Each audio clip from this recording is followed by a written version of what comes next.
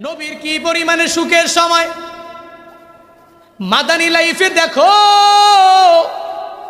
যেই মাদানী লাইফে নবী যাওয়ার পরে সব মানুষেরা আমার নবীরে সুন্দর করে গান গাইয়া নবীরে বুকের মধ্যে টাইনা নিল।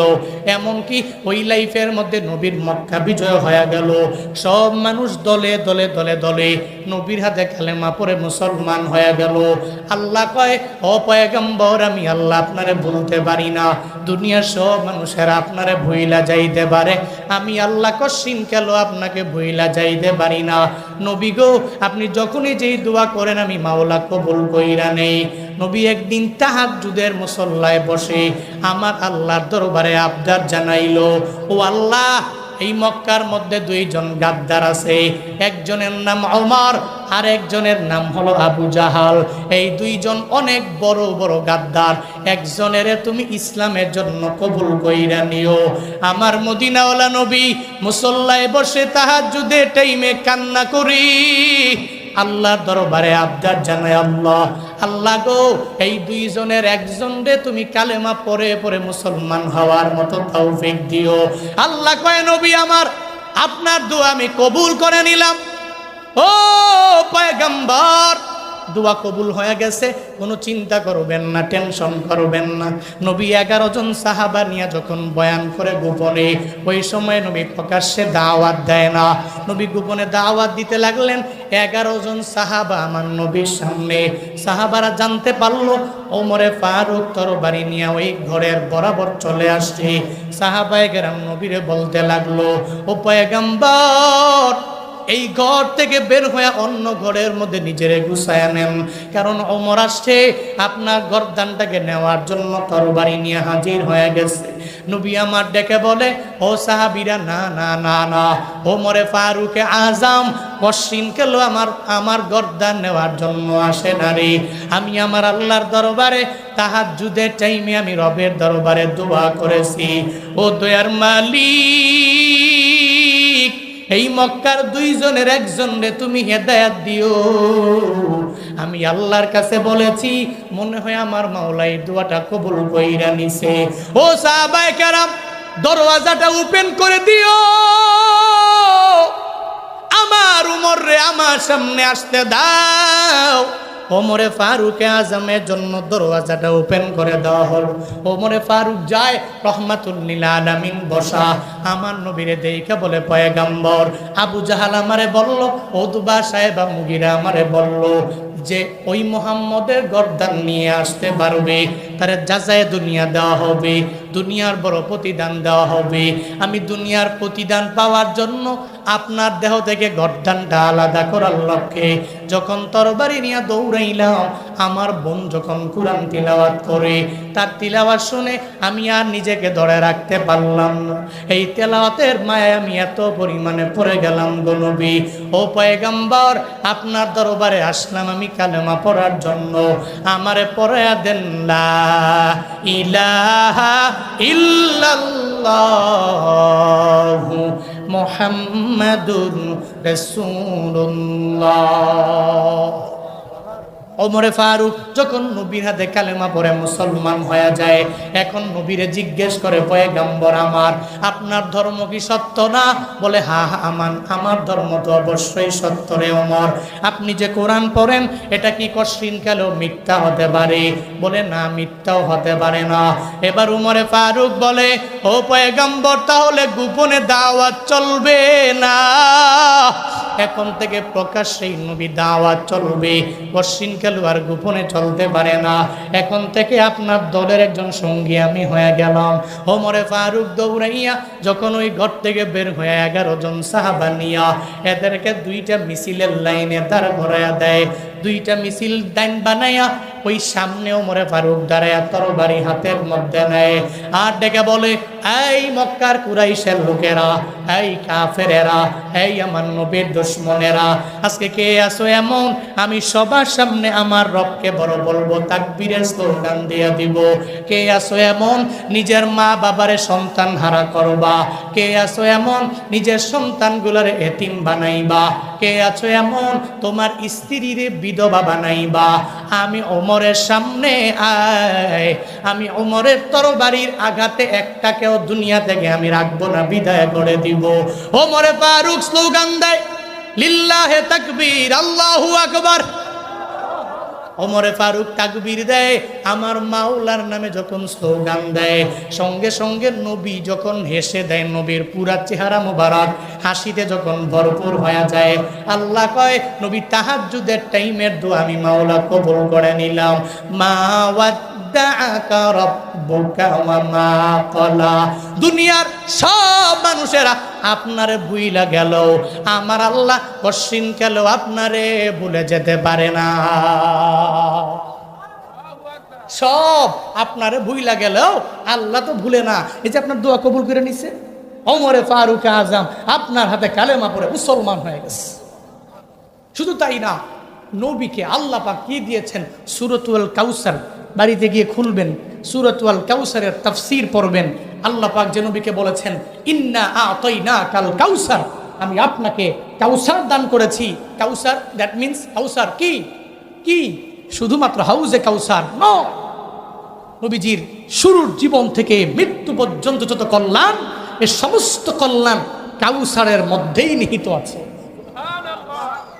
সুবহানাল্লাহ বাড়ি যায় কোয়েন, আরো জোরে সুবহানাল্লাহ, আরো জোরে আলহামদুলিল্লাহ, আরো জোরে চিল্লায় একবার করে পড়েন আল্লাহু আকবার। কষ্ট লাগছে আপনার নাকি? খারাপ লাগতেছে নাকি? আল্লাহ নবীকে বলছেন, নবী অন্য কোন নবীকে যা দেই নেই আপনাকে তা দিয়েছি। দুনিয়ার সমস্ত ব্যক্তিগুলো আপনাকে ভুলে গেলেও আপনার রব কশিন কালো আপনাকে ছেড়ে যেতে পারে না। মৃত্যুর ব্যাপারে দেখেন, মৃত্যুর ব্যাপারে এমন কোন ব্যক্তি পৃথিবীতে আছে যে ব্যক্তির কাছে মালাকুল মউত এসে বলছে, এই পারমিশন দে, পারমিশন দে, অনুমতি দিলে রুটাকে কবজ করব, অনুমতি না পেলে চলে যাব। পৃথিবীর এমন কোন ব্যক্তির কাছে মালাকুল মউত আসছে? কার কাছে আসছে? সুবহানাল্লাহ পড়ে না, নবীর কাছে আসছে। আল্লাহ পাক মালাকুল মউতরে পাঠায়া দিলেন, এই মালাকুল মউত নবীর দরবারে যাও, নবীর কাছ থেকে পারমিশন নিয়ে নাও। নবী পারমিশন দিলে নবীর রূহটাকে কবজ করে নিয়ে যাবা, পারমিশন না দিলে কবজ করবা না, চলে আসবো। মালাকুল মউত রাহমাতুল লিল আলামিনের দরবারে যখন চলে গেল, নবীর দরবারে আয়েশা নবীরে বলে, আসসালাতু ওয়াসসালামু আলাইকা ইয়া রাসূলুল্লাহ, নবী গো আল্লাহ আমারে পাঠাইছে আপনার রূহটাকে কবজ করার জন্য, যদি পারমিশন দেন আপনার রূহটাকে কবজ করে নিয়ে যাব, আর যদি পারমিশন না দেন আমি আপনার রূহটাকে কবজ করার মতো ক্ষমতা নেই। পয়গম্বর আপনি পারমিশন দিলেই সম্ভব হয়ে যাবে, অনুমতি না পেলে চলে যাব। নবী আমার ডেকে বলে, হ্যাঁ আজরাইল, তুমি আমার দরবারে আমার রূহটাকে কবজ করার জন্য আসলা, আগে আমায় বলো আইনা আখি জিব্রাইল, আমার ভাই জিব্রাইল কোথায়? আমার ভাই জিব্রাইলের সন্ধান তুমি আগে আমারে দাও, এরপরে আমার রূহটাকে তুমি কবজ করে নিয়ে যেতে পারবা, এরপরে আমার রূহটাকে কবজ করার জন্য পারমিশন পাইবা। আজরাইল ডেকে বলে, নবী হে, জিব্রাইল ফিস সামাইল উলা, প্রথম আসমানের মধ্যে জিব্রাইল আছে, তাহলে আগে জিব্রাইলের কাছে যাও, ওই জিব্রাইলকে আমি নবীর সামনে নিয়ে আসো। আমি নবীর সামনে আনার পরে তার সাথে আমার কিছু কথা বলার বাকি আছে, এরপরে যদি পারমিশন দেই আমার রূহটাকে তুমি কবজ কইরা নিয়ে যাও, এরপরে পারমিশন না দিলে চলে যাবা। আজরাইল দৌড়াইয়া যখন প্রথম আসমানে জিব্রাইলের নিকটে যায়, আর যা বলে, ভাই জিব্রাইল তোমারে মদিনাওয়ালা নবী ডাকে রে, ওই নবীর দরবারে তোমার যাওয়া লাগবে। জিব্রাইল দৌড়াইয়া আমার নবীর সামনে হাজির হয়ে যায়। আয়েশা দেখে রাহমাতুল লিল আলামিন চোখের পানি ফালায়া ফালায়া নবী কান্না করে। জিব্রাইল নবীরে দেখা জিব্রাইলও চোখের পানি ফালায়া কান্না করে, নবীও কান্না করে, জিব্রাইলও কান্না করে। নবী কান্না করে কেন? জিব্রাইল প্রশ্ন করে, নবী আমার আপনি কান্না করেন কেন?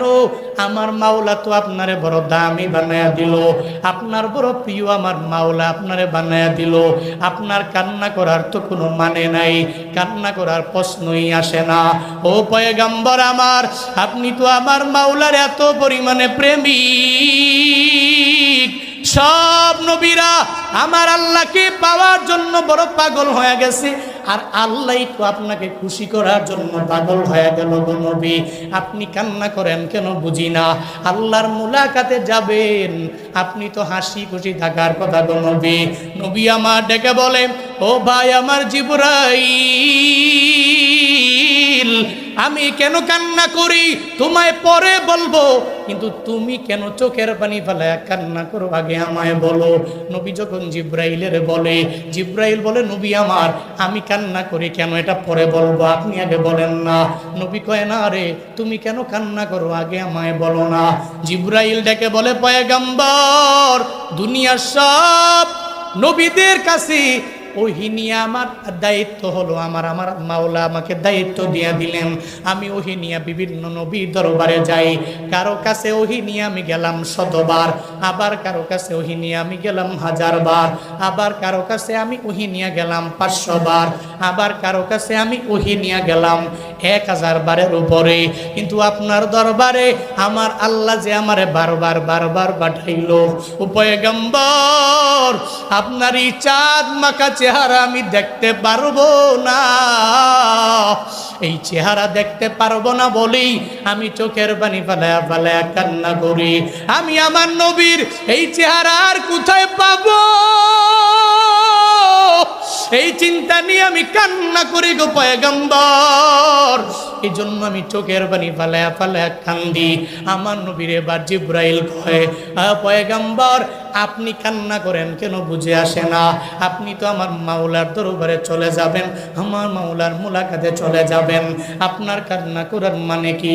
নবী ডেকে কয়, জিবরাইল রে, আমি কেন কান্না করে যাব, আমার মাওলার দরবারে আমি হাজির হয়ে যাব, কিন্তু না রে, আমার উম্মতের কি উপায় হবে রে, আমার এতিম উম্মতেরা আমি নবীর জন্য এত পরিমাণে পাগল হয়ে যাবে। কোথায় বাংলাদেশ আর কোথায় মদিনায় নবী রওজা শরীফে ঘুমায়, ওই নবীর জন্য দেশ থেকে আশিকে রাসূলেরা কি পরিমাণে পাগল পারা হয়ে যায়। কৌনাইন কা মুখতার খুদা তুমকো বানায়া, कौनाइन का मुख्तार खुदा तुमको बनाया, उम्मत की निगाहबान खुदा तुमको बनाया, उम्मत की निगाहबान खुदा तुमको बनाया। या रब मेरे आँखों में समा जाए मदीना, या रब मेरे आँखों में समा जाए मदीना, मुद्दत से मेरे दिल में तमन्ना है मदीना।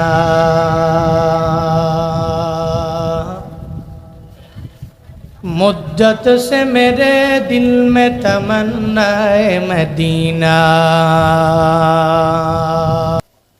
সম্মানিত হাজিরিন, বাদাল মাগরিব এই পৃথিবীর প্রত্যেকটা জায়গায় সন্ধ্যার পরে মানুষগুলো হেভি ব্যস্ত থাকে।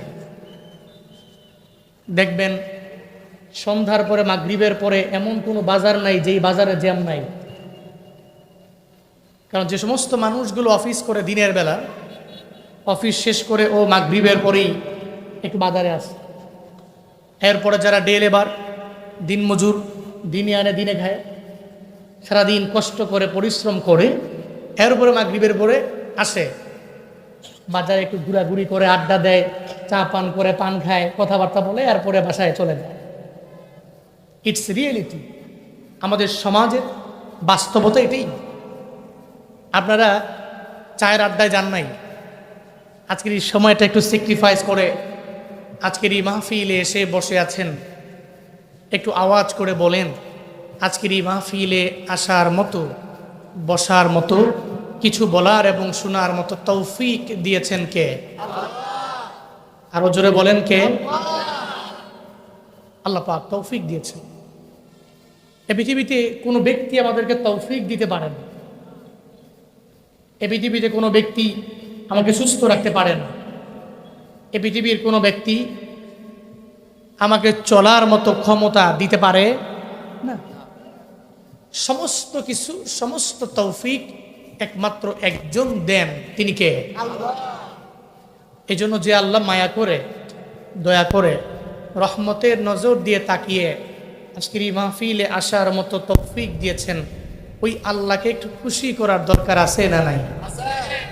সকলে চিল্লা সমস্বরে একবার করে পড়ি আলহামদুলিল্লাহ।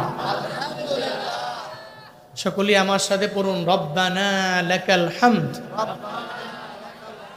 হামদান কাসীরান তাইয়িবান মুবারাকান ফি ইয়া রাব্বি লাকাল হামদু কামা ইয়ানবাগি লিজালালি ওয়াজহিকা ওয়া আযীমি সুলতানিকা লাকাল হামদু বিল কুরআন লাকাল হামদু বিল ইসলাম লাকাল হামদু বিল ঈমান। একটু আওয়াজ করে বলতে পারবেন এই যে বাক্যটা পড়লাম, প্রশংসা করলাম কার? সমস্ত প্রশংসার মালিক কে? আলহামদুলিল্লাহি রাব্বিল মানে কি? পুরো জগতের রব আল্লাহর প্রশংসা, যিনি আলামিনের প্রতিপালক, শুধুমাত্র কোনো একটা জায়গার রব নয়, যিনি আলামিনের রব। ওই রবের প্রশংসা, ওই রবের প্রশংসা করলে লাভ না লোকসান? উপকার না অপকার? সুস্থ অবস্থায় ওই আল্লাহকে ভুলে যাওয়া লাগবে, এটা কোন ডিকশনারিতে আছে? এটা আমরা করি। অসুস্থ হয়ে গেলে আল্লাহকে স্মরণ করি বেশি, সুস্থ হয়ে গেলে আবার আল্লাহকে ভুলে যাই, ঠিক কিনা? দেখবেন আগে ঠিক মতো চলতে পারতাম না, খাইতে পারতাম না, সকালবেলার খাবার পাইলে দুপুরে জোগাড় করতে কষ্ট হতো। এর মানে অনেক কষ্ট করে জীবন পরিচালনা করতে যখন হতো, তখন এক ওয়াক্ত নামাজও বাদ দেই নাই। এখন টাকাওয়ালা হয়ে গেছি, এখন বাড়ির মালিক হয়ে গেছি, এখন গাড়ির মালিক হয়ে গেছি, আল্লাহরে ভুলে গেছি। এমন আছে না নাই? কথা বলে না কেন? আছে না নাই? মানে গরিব থাকলে আল্লাহকে স্মরণ করতে হবে বেশি, ধনী হয়ে গেলে আল্লাহকে ভুলে যেতে হবে। এটা আবার কোন অভিধানে লেখা আছে? মুমিন কশিন কালো এই চেঞ্জিং করতে পারে। সে সুস্থ অবস্থায় যে আল্লাহকে স্মরণ করে, অসুস্থ অবস্থায় আল্লাহকেই স্মরণ করবে। সে গরিব অবস্থায় যে আল্লাহকে স্মরণ করে, ধনী হলেও সে আল্লাহকেই স্মরণ করবে। এক কথায় তার অবস্থার পরিবর্তন হতে পারে, কিন্তু রবের প্রশংসা করতে সে কৃপণতা করতে পারে। এই জন্য সর্বহালাতে আমরা রবের প্রশংসা করব, পারবো তো ইনশাআল্লাহ। আল্লাহ সে তৌফিক আমাদের সব ভাইকে দান করেন। আরো জোরে পড়ে না আমিন। সম্মানিত হাজরিন, কথা বলবে বড়রা, বলার মতো যোগ্যতা আমার নাই। আমি সব জায়গায় গেলে বলি, এরপরেও মানুষ ইজ্জত করে আইনা বসায়। যতটুকু অগুছালুভাবে বলবো এসা পর্যন্ত আপনারা শুনবেন তো ইনশাআল্লাহ। আল্লাহ সে তৌফিক বক্তা শ্রোতা উভয়কেই দান করেন। আমি খুতবাতে একটা সূরা তিলাওয়াত করেছি, একটু জেনে থাকলে বলেন তো ওই সূরার নাম কি? সবাই বলেন। সূরাতু আদ-দুহা।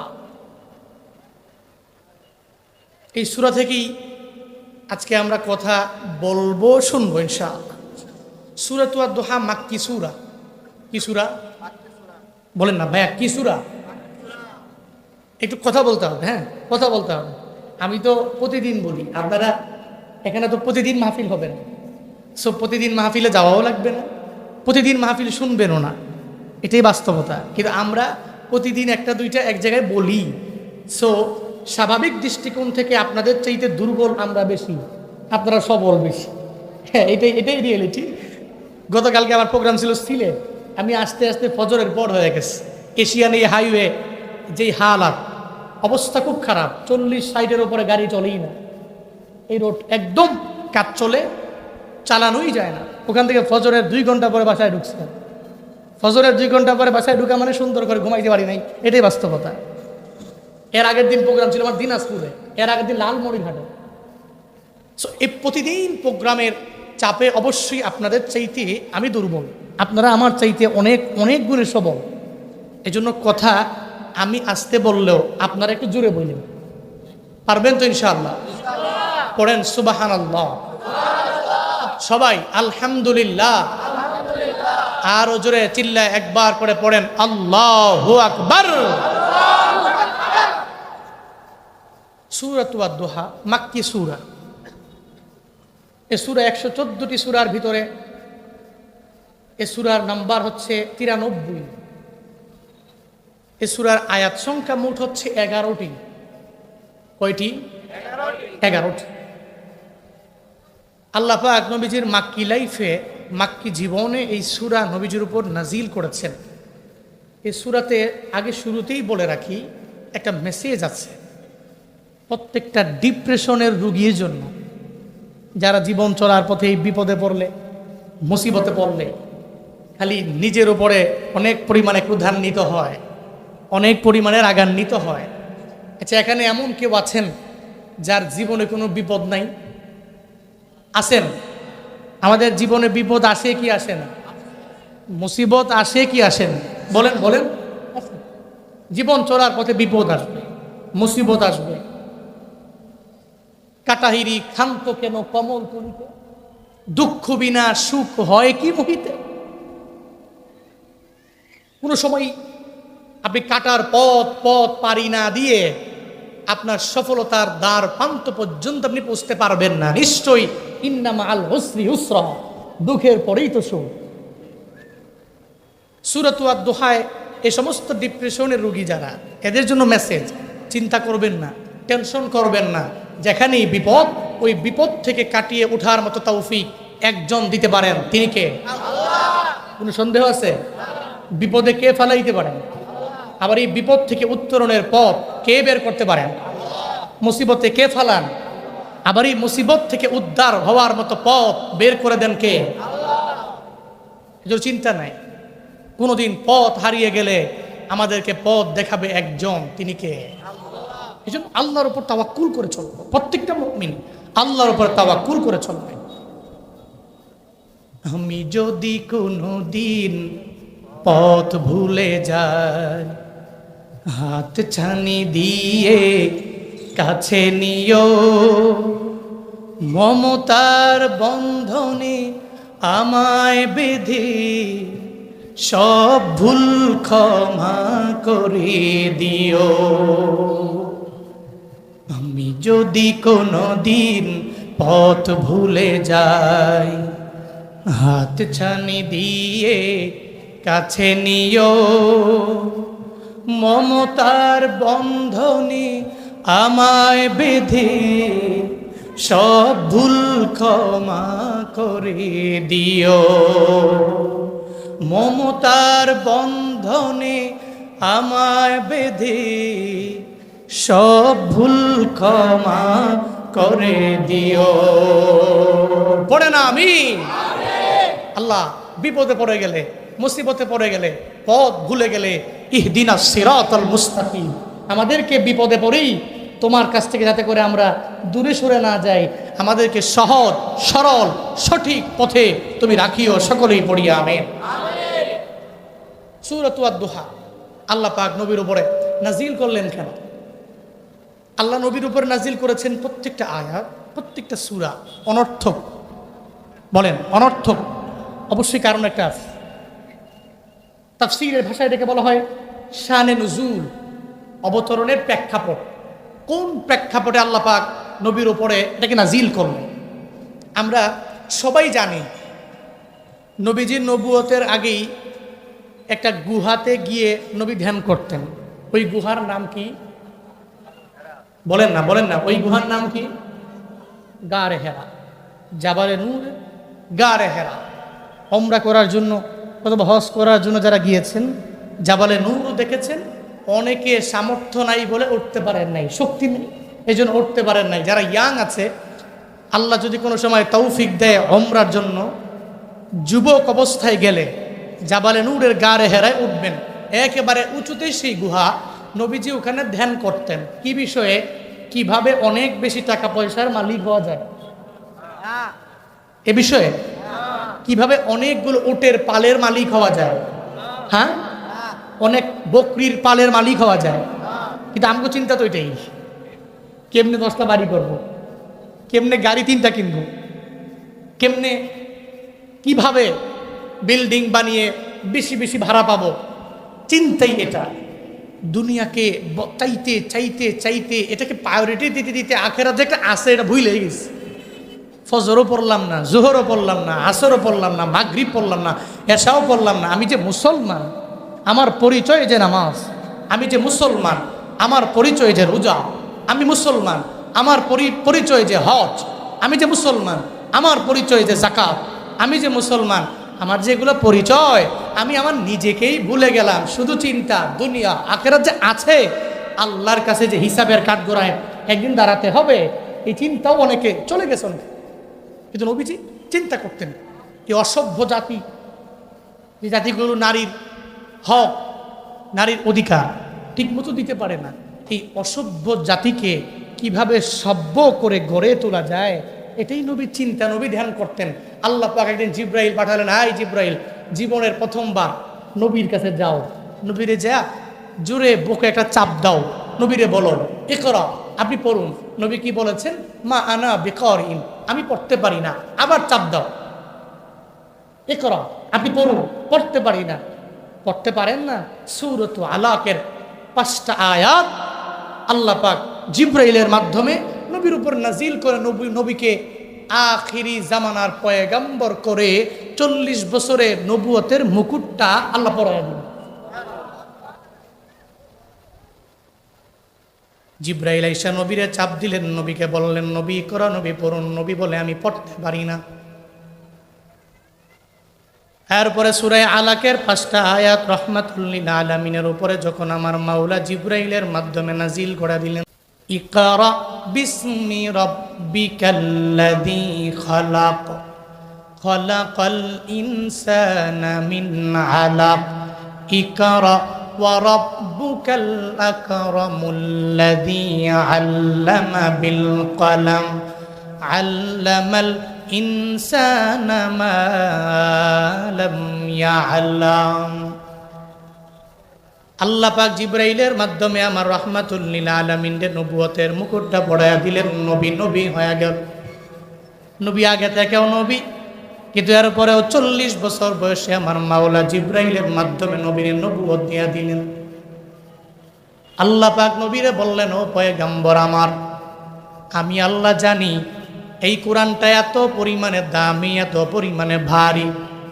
আমি যদি আপনার উপরে নাজিল না করে এই কোরআনটারে কোনো একটা জাবালের উপরে নাজিল করতাম, মানে পাহাড়ের উপরে নাজিল করতাম, ওই পাহাড়টা পরিপূর্ণ ভেঙ্গে চুরমার হইয়া ধসে যেত। এই কোরআনের ভারটাকে বহন করতে পারত না গণ। আল্লাহ পাক বলেন, এই দামি কিতাবটা যখন আমার নবীর উপরে আমি আল্লাহ নাজিল করতে লাগলাম, সূরা আলাকের 5টা আয়াত যখন নবীর উপরে নাজিল হয়ে গেল, নবী সঙ্গে সঙ্গে হেরা গুহা থেকে বের হইয়া জাবালে নূর থেকে নেমে আম্মাজান খাদিজার নিকট চলে যায়। আর যা বলে, ও খাদিজা, কে যেন অদৃশ্য থেকে এসে আমার বুকের মধ্যে চাপ দিয়া দিল আর বলল পড়েন। আমি বললাম পড়তে পারি না। আবার আমাকে বলা হলো পড়েন, আমি বললাম পড়তে পারি না।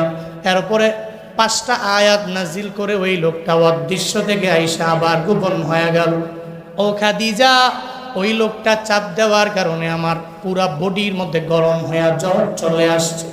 জাম্মিলুনি জাম্মিলুনি, তুমি আমারে চাদর দ্বারা আবৃত করে দাও, আমারে চাদর দিয়া পরিপূর্ণ আমার দেহটাকে ঢাকিয়া দাও।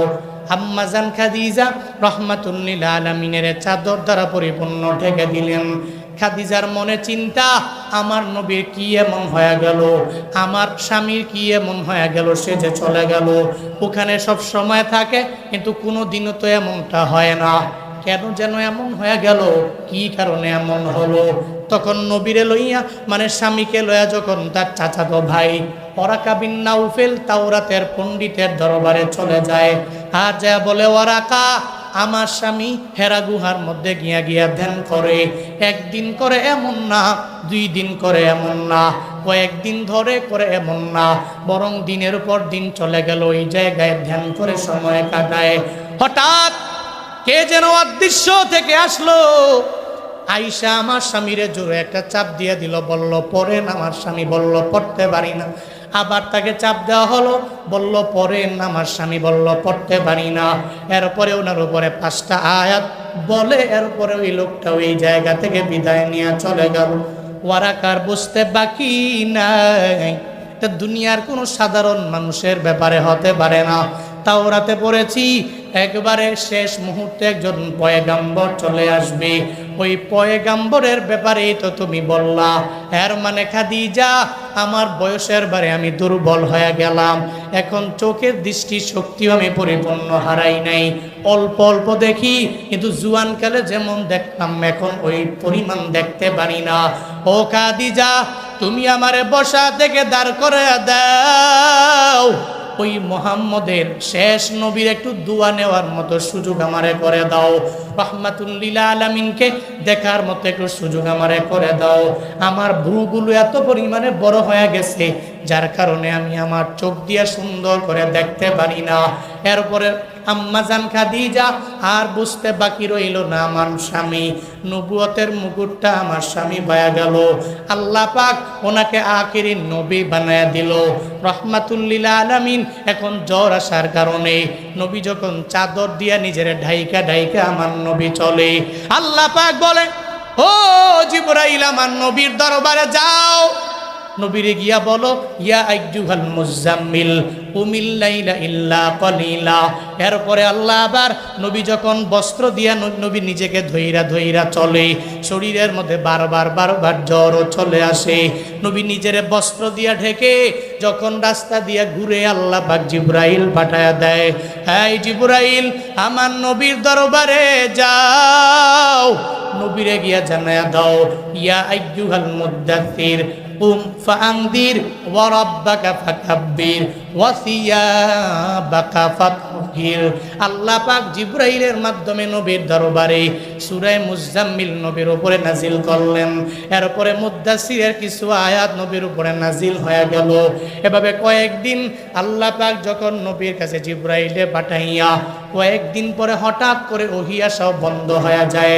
এবার জিবরাইল আমার নবীর দরবারে আসে না, নবীর মনে চিন্তা আল্লাহ কি আমারে ভুইলা গেল কিনা, আবার এমন কোন আচরণ জিব্রাইলের সাথে আমি করলাম কিনা যে কারণে জিব্রাইল আমারে ভুইলা গেল, এখন কেন জিব্রাইল আমার দরবারে আসে না। নবীর মনটা বড় খারাপ। আল্লাহ পাক তখন ওই মুহূর্তে দেখে আবু জাহল ওইদিকে আমার নবীর ব্যাপারে বল, এই উতবা, এই সাইবা, এই ওয়ালিদ ইবনে মুগিরা, মুহাম্মদ এতদিন পর্যন্ত বানায়া বানায়া নিজে বলে, এখন আর নিজে বানাইতেও পারে না, এখন তার আল্লাহ পর্যন্ত মুহাম্মদের ভুইলা গেল, এখন মুহাম্মদের কথাও শোনে না, তার আল্লাহ ভুইলা গেছে, এখন দুনিয়াতে আসে ঠিক মতো চলতেও পারবে না, তার কথা শোনার মতো এলাকার মধ্যে কাউরে খুঁজে পাওয়া যাবে না। আবু জাহাল নবীর ব্যাপারে বলে, উতবা সাহেবা যখন নবীর ব্যাপারে বলে মুহাম্মদের আল্লাহ মুহাম্মদের ভুলে গেল। আমার নবীর একদিকে চিন্তা আল্লাহ কি আসলেই আমারে ভুলে গেল কিনা, ওদিকে আবু জাহাল সবাইরে বলে মুহাম্মদের আল্লাহ মুহাম্মদের ভুলে গেল। নবী যখন চিন্তার মধ্যে পড়ে যায়, নবী যখন টেনশনের মধ্যে পড়ে যায়, আল্লাহ পাক জানায়া দেয় ও জিবরাইল যাও যাও, সূরা দুহা নিয়ে আমার নবীর দরবারে চলে যাও, আমার নবীরে গিয়া জানাও, আমার নবীরে গিয়া বইলা দাও দুনিয়ার সব মানুষেরা আমার নবীরে যদি বইলা চইলা যাইতে পারে, আমি আল্লাহ কশিন কালো আমার নবীরে বইলা যাইতে পারি না। ওয়াদ-দুহা ওয়াল-লাইলি ইযা সাজা মা ওয়াদ্দাআকা রাব্বুকা ওয়া মা ক্বালা ওয়ালাল আখিরাতু খায়রুল লাকা মিনাল উলা ওয়ালা সাওফা ইউতিকা রাব্বুকা ফাতারদা আলাম ইয়াজিদকা ইয়াতীমান فآوى ووجدك ضالا فهدى ووجدك عائلا فأغنى فأما اليتيم فلا تقهر وأما السائل فلا تنهر وأما بنعمة ربك فحدث জোরে বলেন আল্লাহু আকবার। আল্লাহ পাক নবীর উপরে জিবরাইলের মাধ্যমে সূরা দুহা নবীর উপরে নাজিল করলেন। আল্লাহ প্রথমত দুইটা আয়াতের মধ্যে দুইটা কসম খাইলেন। শুরুতে আল্লাহ প্রথমত কসম কাটলেন আলোর কসম, এরপরে আল্লাহ কসম কাটলেন অন্ধকারের কসম। এর মানে দুইটা আয়াতের মধ্যে আল্লাহ দুইটা কসম কাটলেন, এক নম্বরে আলো আর দুই নম্বরে অন্ধকার। এই দুইটা কসম কেন কাটলেন মুফাসসিরিনে কেরামগণ জানায়া দেন। আল্লাহ নবীরে জানায়া দিলেন, নবী যেই সময় আপনার দরবারে ওহী চলে আসলো ওই সময়টা আলো সময়, এখন ওহী আসা বন্ধ হয়ে গেল, মানে অন্ধকারের সময়। সব সময় ওহী আসলেও ভালো লাগবে না, আবার ওহী সব সময় বন্ধ থাকবে না। এর মানে হলো সব সময় আপনার দরবারে আলোর প্রয়োজন নাই, আবার সব সময় আপনার কাছে অন্ধকারও ভালো লাগে না। আপনারাই বলেন তো, আপনারা তো ভালোভাবে বুঝেন, সুশীল মানুষ আপনারা। আপনারা বলেন 24 ঘন্টা যদি একটানা সূর্য যদি আলো দেয় তাহলে আপনাদের কাছে ভালো লাগবে? ভালো লাগবে? দিন রাত 24 ঘন্টা যদি একটানা সূর্য খালি আলো দেয়, অন্ধকার নাই, রাত নাই, ভালো লাগবে? ভালো লাগবে না। আবার যদি মনে করেন যে মাঝে মাঝে হয় না যে দিনে রাতে কোনো সময় সূর্যর দেখাই মিলে না, 3 দিন হয়ে গেছে, 4 দিন হয়ে গেছে, 5 দিন হয়ে গেছে, এক নাগারে বৃষ্টি পড়ছে, মাঝে মাঝে মানুষ বিরক্ত হয়ে যায়, আল্লাহ এখন একটু আলো দাও, আর বৃষ্টির প্রয়োজন নাই, খালি বের হইলি বৃষ্টি লাগে, ছাতা, সারা দিন রাত খালি বৃষ্টিই পড়তেছে, ভালো লাগে? ভালো লাগে? এর মানে বোঝা গেল 24 ঘন্টা আলো ভালো লাগে না, 24 ঘন্টা অন্ধকার। বাস্তবতা এটাই, 24 ঘন্টা আলো ভালো লাগবে না, 24 ঘন্টা অন্ধকারও ভালো লাগবে না। আলোরও প্রয়োজন আছে, আলোর পরে অন্ধকারেরও প্রয়োজন আছে না নাই? প্রয়োজন আছে। এই জন্য আলোর যেরকম প্রয়োজন অন্ধকারের প্রয়োজন। আল্লাহ পাক নবীকে আলোর কসম পাশাপাশি আবার রাতের অন্ধকারের কসম কেটে নবীকে বুঝালেন, নবী হে আলোর কসম কেটে বুঝালাম, ওহী তো আসছে, আলো আসছে, আবার এখন বন্ধ হয়েছে তো অন্ধকার আসছে, আলোর পরে অন্ধকার আসবে, অন্ধকারের পরে আবার আলো চলে আসবে। আপনি চিন্তা করবেন না, কোনো টেনশন নাই। আল্লাহ পাক যে আল্লাহ ওহী নাজিল করতে পারে ওই আল্লাহ আবার বন্ধ করে দিয়েছে কিছুদিনের জন্য, আবার ওই আল্লাহ আবার আপনার উপরে জিব্রাইলের মাধ্যমে ওহী পাঠাবে। এই জন্য চিন্তা নাই, নবীকে জানায়া দিলেন, কসম কাটলেন। আপনারাই একটু চিন্তা করে দেখেন, এই পৃথিবীর প্রত্যেকটা মানুষের স্বাভাবিক নিয়ম হলো অফিসিয়ালি জব যারা করে 1 সপ্তাহের ভিতরে টানা 1 সপ্তাহে কি সবাই চাকরি করে? বন্ধ আছে না নাই? কয়দিন? কয়দিন বন্ধ? শুক্র শনি, 2 দিন বন্ধ। এবার যদি আপনি কোনো ব্যাংকারে বলেন, এই তোর পায়ে পড়ি, শুক্রবারে কিছু টাকা দাও, ব্যাংকটা খুলো, ওপেন করো, করবে? শনিবারে যায় পায়ে ধরেন, আপনি ব্যাংকার মানুষ আসেন, একটু খুইলা কিছু টাকা পয়সা দেওয়া লাগবে, না হয় জমা করব, একটু ব্যাংকটা ওপেন করেন, করবে? করবে না। কারণ কি? সপ্তাহের ভিতরে তার এই 2 দিন হলিডে, তার এই 2 দিন বন্ধ। সো এই 2 দিনের ভিতরে কোনোভাবেই কাশি দিয়া বাইধাও তার চাকরির মধ্যে নেওয়া যাবে না। কারণ 1 সপ্তাহ টানা তার কাছে চাকরি করলে বোরিং ফিল হবে, ভালো লাগবে না। এজন্যই তো 1 সপ্তাহের ভিতরে 2 দিন বন্ধ। শুক্র শনি তুমি 2 দিন নিজের সময় দাও, ব্যক্তিগত জীবনে সময় দাও, তোমার পারিবারিক জীবনে পরিবারকে দিয়ে সময় দাও, তুমি একটু ঘোরাঘুরি করো, মনটাকে রিফ্রেশ করে সতেজ করে আবার তুমি অফিসে আসো চাকরি করার জন্য। এরপরে কোনো অসুবিধা না। এই 2 দিনে নিজেকে সময় দিলে নিজের মনটাও রিফ্রেশ হয়ে গেল, কাজের প্রতি আরো অনেক অনেক অনেক মনোযোগ বাড়বে। আল্লাহ পাক নবীকে বলছেন, নবী হে, মাঝে মাঝে আমি আল্লাহ আপনাকে বিরতি দেই, আলোর পরে অন্ধকার, আবার অন্ধকারের পরে আলো। নবী চিন্তা করবেন না, টেনশন করবেন না, একটু বিরতি দিলাম। কোরআন তো অনেক ভারী, এটা অনেক দামি। কেমন ভারী? লাউ আনজালনা হাদাল কোরআন আলা জাবালিন আরাইতাহু খাশিআম মুতাসাদ্দিআম মিন খাশিয়াতিল্লাহ। আল্লাহ পাক তো বলেছেন যে কোরআনটাকে যদি আমি কোনো ব্যক্তির উপরে নাজিল না করে কোনো জাবাল, কোনো পাহাড় এর উপরে নাজিল করতাম, ওই পাহাড় চূর্ণ বিচূর্ণ হয়ে যেত। আল্লাহ চাইলে তো পারতেন মাউন্ট এভারেস্টের উপরে কোরআনকে নাজিল করতে, আল্লাহ করেন নাই। আল্লাহ নবীজির উপরে কোরআনকে নাজিল করেছেন। আল্লাহ পাক বলছেন পৃথিবীর সবচেয়ে বিগেস্ট যে মাউন্টেনগুলো আছে এগুলোর উপরে যদি আমি আল্লাহ কোরআনকে নাজিল করতাম, এই সমস্ত পাহাড়গুলো ভেঙ্গে ভেঙ্গে চুরমার হয়ে যেত। ভারী দেখতে। এই যে হাতে নিলেন, ওজন কিন্তু বেশি না, কিন্তু এটা ভারী, অনেক ভারী। আল্লাহ নবীকে বলছেন এজন্য আপনার উপরে নাজিল করলাম, আবার স্টপ করলাম, আবার নাজিল করব। কোনো চিন্তা করবেন না, কারণ আপনার রব কশ্চিনকালেও আপনাকে ছেড়ে যেতে পারে।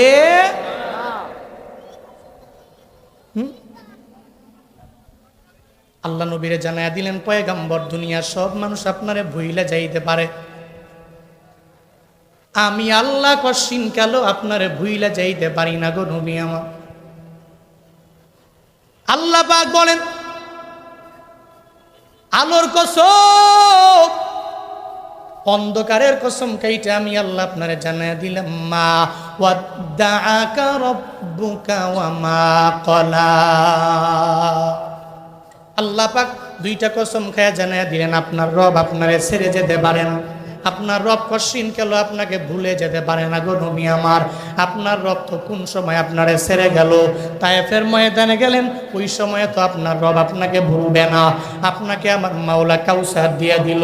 এমনকি নবীজির লাইফে যে মেহরাজ, কোন নবীরে তো আমার মাওলা মেহরাজে গমন করার নাই, আমার আল্লাহর সাথে মোলাকাত করার নাই। মুসা নবী চেষ্টা করলো, এরপরেও আল্লাহর সাথে মোলাকাত করতে পারেন নাই। কিন্তু রহমাতুল লিল আলামিনকে আমার মাওলা নিয়ে গেলেন, আল্লাহর দরবারে সাক্ষাৎ হয়ে গেল। এমনকি এমন কাছাকাছি আমার মাওলার সাথে মোলাকাত হয়ে গেল। ও বান্দারা, আল্লাহ পাক আমার নবীরে জানায়া দেয়, ও পয়গম্বর আপনার চিন্তা করার কোনো দরকার নাই, আমি আল্লাহ কশ্চিনকালেও আপনারে ছেড়ে যেতে পারি না। বরং এখন একটু দুঃখ পেয়ে যাবেন, আবার দুঃখের পরে আপনার জন্য সুখের সময় চলে আসবে। নবীর মাক্কি লাইফে রহমাতুল লিল আলামিন যে এত কষ্ট পায়া গেলেন, এই কষ্টের পরে আবার আমার মদিনাওয়ালা নবীর সুখের সময় আসছে কি আসে নাই? আসছেনি? নবীর কি পরিমাণে সুখের সময়। মাদানী লাইফে দেখো, যেই মাদানী লাইফে নবী যাওয়ার পরে সব মানুষেরা আমার নবীরে সুন্দর করে গান গাইয়া নবীরে বুকের মধ্যে টাইনা নিল। এমনকি ওই লাইফের মধ্যে নবীর মক্কা বিজয় হয়ে গেল। সব মানুষ দলে দলে দলে দলে নবীর হাতে কালেমা পড়ে মুসলমান হয়ে গেল। আল্লাহ কয়, ও পয়গম্বর আমি আল্লাহ আপনারে ভুলতে পারি না, দুনিয়ার সব মানুষেরা আপনারে ভুইলা যাইতে পারে, আমি আল্লাহ কশ্চিনকালেও আপনাকে ভুইলা যাইতে পারি না। নবী গো, আপনি যখনই যেই দোয়া করেন আমি মাওলা কবুল কইরা নেই। নবী একদিন তাহাজ্জুদের মুসল্লায় বসে আমার আল্লাহর দরবারে আবদার জানাইলো, ও আল্লাহ, এই মক্কার মধ্যে 2 জন গাদ্দার আছে, একজনের নাম ওমর আর একজনের নাম হলো আবু জাহাল। এই 2 জন অনেক বড় বড় গাদ্দার, একজনের তুমি ইসলামের জন্য কবুল কইরা নিও। আমার মদিনাওয়ালা নবী মুসল্লায় বসে তাহাজ্জুদের টাইমে কান্না করি আল্লাহর দরবারে আবদার জানায়, আল্লাহ, আল্লাহ গো, এই 2 জনের একজনরে তুমি কালেমা পড়ে পড়ে মুসলমান হওয়ার মতো তৌফিক দিও। আল্লাহ কয়, নবী আমার, আপনার দোয়া আমি কবুল করে নিলাম। ও পয়গম্বর, দোয়া কবুল হয়ে গেছে, কোনো চিন্তা করবেন না, টেনশন করবেন না। নবী 11 জন সাহাবা নিয়ে যখন বয়ান করে গোপনে, ওই সময় নবী প্রকাশ্যে দাওয়াত দেয় না, নবী গোপনে দাওয়াত দিতে লাগলেন। 11 জন সাহাবা আমার নবীর সামনে, সাহাবারা জানতে পারলো ওমরে ফারুক তরবারি নিয়ে ওই ঘরের বরাবর চলে আসছে। সাহাবায়ে কেরাম নবীরে বলতে লাগলো, ও পয়গম্বর, এই ঘর থেকে বের হয়ে অন্য ঘরের মধ্যে নিজেরে গুছায়া নেন, কারণ ওমর আসছে আপনার গর্দানটাকে নেওয়ার জন্য তরবারি নিয়ে হাজির হয়ে গেছে। নবী আমার ডেকে বলে, ও সাহাবীরা, না না না না, ওমরে ফারুকে আজম কশিন কেন আমার গর্দান নেওয়ার জন্য আসে না রে। আমি আমার আল্লাহর দরবারে তাহাজ্জুদের টাইমে আমি রবের দরবারে দোয়া করেছি, ও দয়ার মালিক, এই মক্কার 2 জনের একজনরে তুমি হেদায়েত দিও। আমি আল্লাহর কাছে বলেছি, মনে হয় আমার মাওলা এই দোয়াটা কবুল কইরা নিছে। ও সাহাবায়ে কেরাম, দরওয়াজাটা ওপেন করে দিও, আমার উমর রে আমার সামনে আসতে দাও।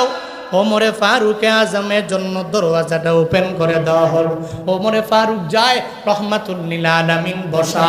আমার নবীরে দেখে বলে, পয়গম্বর, আবু জাহাল আমারে বলল, উতবা সাহেব মুগিরা আমারে বলল যে ওই মুহাম্মদের গর্দান নিয়ে আসতে পারবে তারে যাচাই দুনিয়া দেওয়া হবে, দুনিয়ার বড় প্রতিদান দেওয়া হবে। আমি দুনিয়ার প্রতিদান পাওয়ার জন্য আপনার দেহ থেকে গর্দানটা আলাদা করার লক্ষ্যে যখন তরবারি নিয়ে দৌড়াইলাম, আমার বোন যখন কুরআন তিলাওয়াত করে, তার তিলাওয়াত শুনে আমি আর নিজেকে ধরে রাখতে পারলাম না। এই তেলাওয়াতের মায়ায় আমি এত পরিমাণে পড়ে গেলাম গো নবী।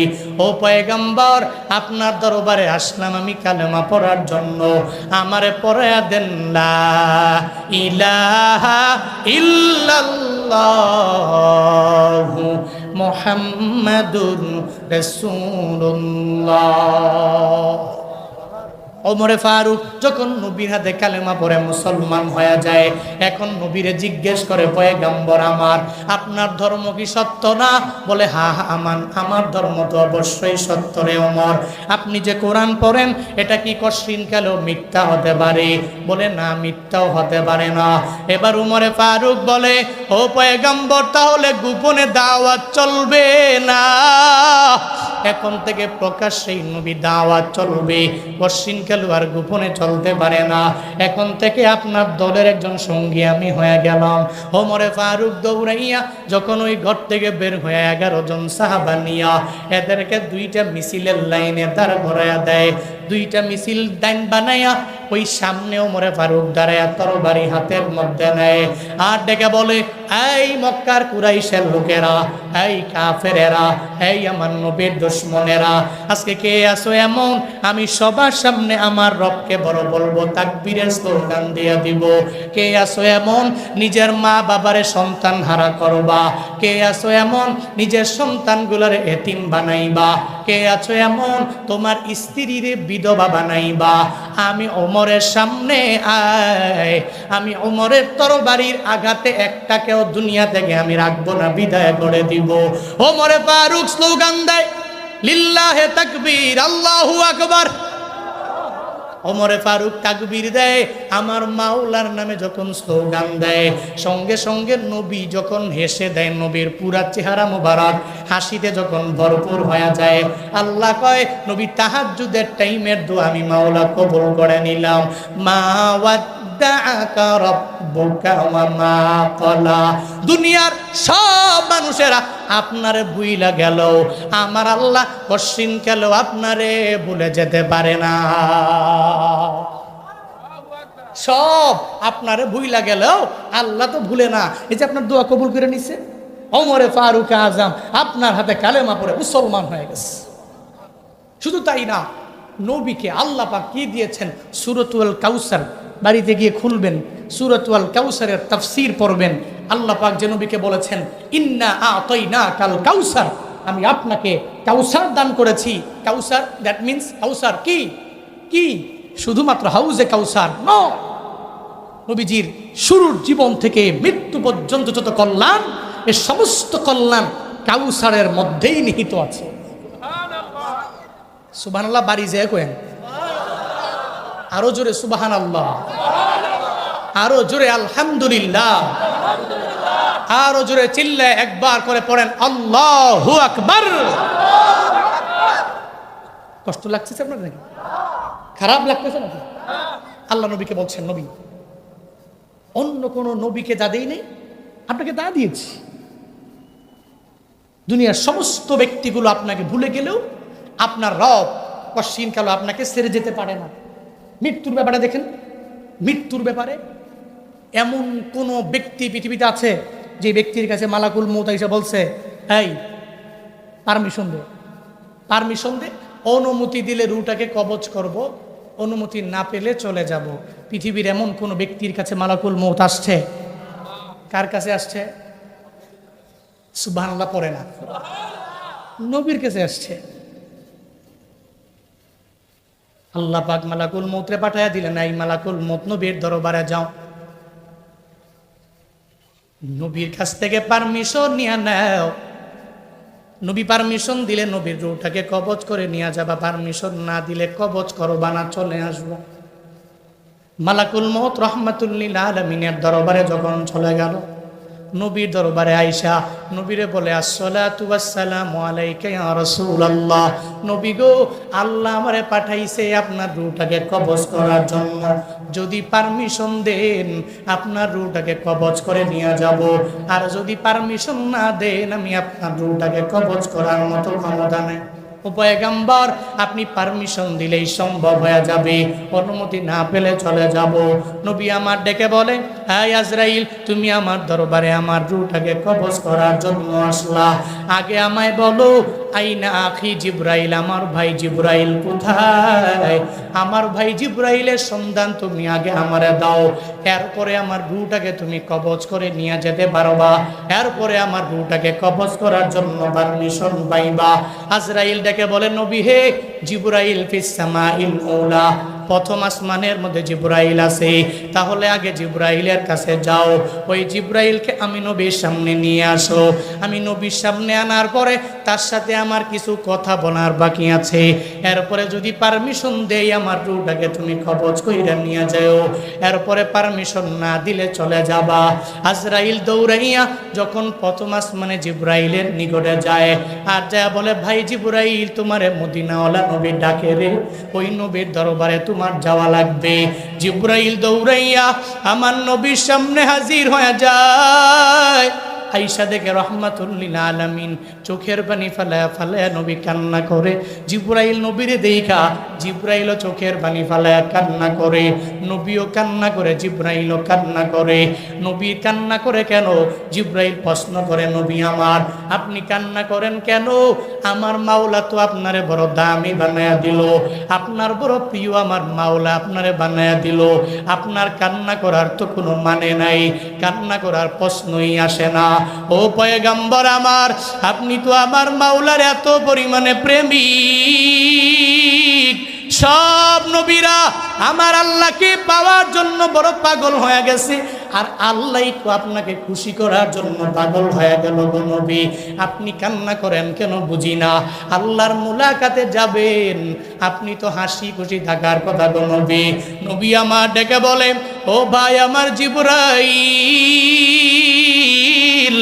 আমি কেন কান্না করি তোমায় পরে বলবো, কিন্তু তুমি কেন চোখের পানি ফেলায় কান্না করো আগে আমায় বলো। নবী যখন জিব্রাইলের বলে, জিব্রাইল বলে, নবী আমার আমি কান্না করি কেন এটা পরে বলবো, আপনি আগে বলেন না। নবী কয়, না রে তুমি কেন কান্না করো আগে আমায় বলো না। জিব্রাইল ডেকে বলে, পয়গম্বর দুনিয়ার সব নবীদের কাছে ওহি নিয়ে আমার দায়িত্ব হলো, আমার মাওলা আমাকে দায়িত্ব দিয়ে দিলেন, আমি ওহি নিয়ে বিভিন্ন নবীর দরবারে যাই। কারো কাছে ওহি নিয়ে আমি গেলাম 100 বার, আবার কারো কাছে ওহি নিয়ে আমি গেলাম 1000 বার, আবার কারো কাছে আমি ওহি নিয়ে গেলাম 500 বার, আবার কারো কাছে আমি ওহি নিয়ে গেলাম 1000 বারের উপরে। কিন্তু আপনার দরবারে আমার আল্লাহ যে আমারে বারবার বারবার পাঠাইলো। ও পয়গম্বর আপনার এই চাঁদ মাখা চেহারা আমি দেখতে পারবো না, এই চেহারা দেখতে পারবো না বলেই আমি চোখের পানি ফালায়া ফালায়া কান্না করি। আমি আমার নবীর এই চেহারা আর কোথায় পাবো? এই চিন্তা নিয়ে আমি কান্না করি গো পয়গম্বর। এই জন্য আমি চোখের পানি ফালায়া ফালায়া কান্দি। আমার নবীর এবার জিব্রাইল কয়, পয়গম্বর আপনি কান্না করেন কেন বুঝে আসে না? আপনি তো আমার মাওলার দরবারে চলে যাবেন, আমার মাওলার মুলাকাতে চলে যাবেন, আপনার কান্না করার মানে কি? নবী ডেকে কয়, জিব্রাইল রে আমি কেন কান্না করে যাব? আমার মাওলার দরবারে আমি হাজির হয়ে যাব, কিন্তু না রে, আমার উম্মতের কি উপায় হবে রে? আমার এতিম উম্মতেরা আমি নবীর জন্য এত পরিমাণে পাগল হয়ে যাবে। কোথায় বাংলাদেশ আর কোথায় মদিনায় নবীর রওজা শরীফে ঘুমায়, ওই নবীর জন্য দেশ থেকে আশিকে রাসূলেরা কি পরিমাণে পাগল পারা হয়ে যায়। আজান শেষ হোক নাকি? আল্লাহু আকবার।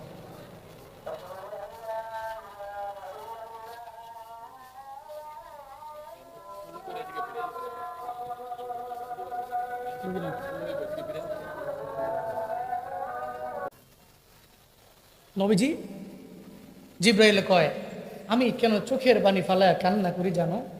কারণ হচ্ছে উম্মতের কি উপায় হবে এটা আমার চিন্তা।